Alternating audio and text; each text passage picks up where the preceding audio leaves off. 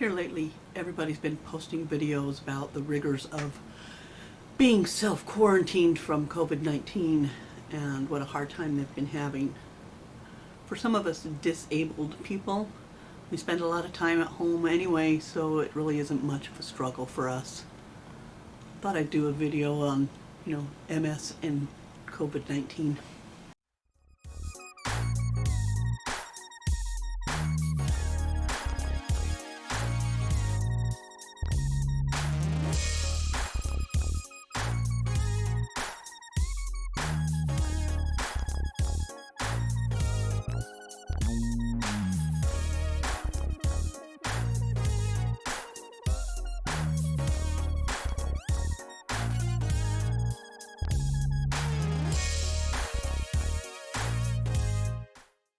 Hey there, welcome back to MS 24/7 366. I'm really glad you could join me today. Since I just started Ocrevus, it's a disease-modifying treatment, I have been trying to avoid any sort of germs or, any of that kind of stuff anyways. So I've been pretty much quarantined myself for the last month or so. The only thing that's really changed for me since the COVID-19 pandemic is that now everybody else is also here with me. Between me and you, that may be the worst part of all of this. I'm really used to being home by myself during the day, and I don't usually have a lot of other people around me until after school or work. My husband is working from home now. My daughter's university has shut their doors and is finishing out this semester remotely. My granddaughter's school has closed up as well and sent packets of work home for them.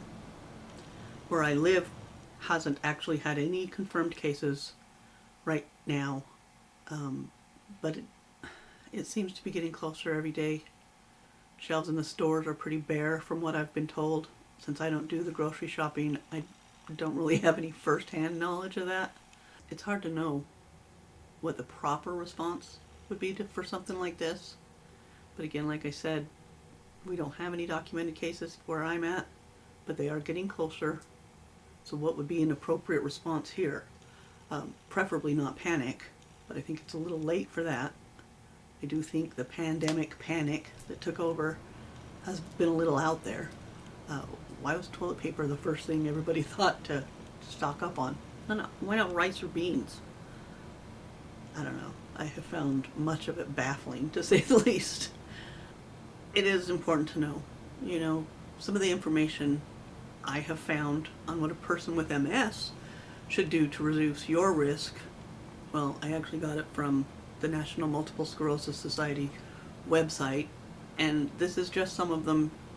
It's not limited to this. You may find other information in other areas. This is just what I have found and that I'm going by.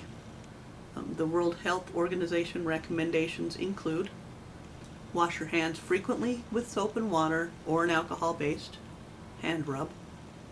Avoid touching your eyes, nose, mouth unless your hands are clean. Try to keep at least 6 feet of distance between you and others, particularly those who are coughing and sneezing. When you cough or sneeze, cover your mouth and nose with a flexed elbow or a tissue. Practice food safety by using different chopping boards for raw meat and cooked foods, and wash your hands between handling them. In addition, people with MS should avoid public gatherings and crowds of greater than 10 people. Avoid using public transportation where possible. And where possible, use alternatives to face-to-face routine medical appointments. For example, try telephone appointments. Now, the National MS Society's National Medical Advisory Committee believes that any decisions you make about your disease-modifying therapy should be individualized and made between the person with MS and your healthcare provider. Based on their advice, the Society recommends people with MS should follow CDC guidelines and these additional recommendations for people at risk for serious illness from COVID-19. People with MS should continue disease-modifying therapies, DMTs, and discuss specific risks with their MS healthcare provider prior to stopping a DMT. Before starting a cell-depleting DMT, or a DMT that carries warnings of potentially severe increase in disability after stopping, people with MS and their MS healthcare providers should consider specific risks. For example, age, comorbid health conditions and location, and the benefits. So that's what I have found that specifically for people with MS should be doing. Pretty much the same as everybody else. We already, for the most part, people with MS already take precautions to avoid getting ill because it can trigger a flare-up of your disease, and we try to avoid those at all costs. Thanks for hanging out with me today. Hopefully you learned something about MS and maybe a little something about me. If you like this video, hit the like button, and if you want to keep learning about MS with me, hit the subscribe button.